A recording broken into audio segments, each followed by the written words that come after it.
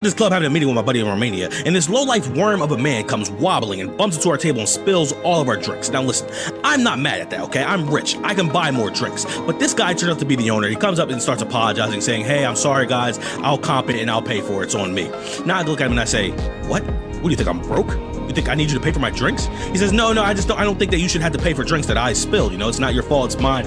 I'll comp it, I'll pay. I said, what? They're gonna buy me some drinks? Like I'm some whore on the street? Well, then you're going to fuck me like one. He goes, what? No, what? No, I'm not into dudes. I go, oh, that's too bad. My bullets are. I pull out my AR-15 and I start spraying on the whole fucking place.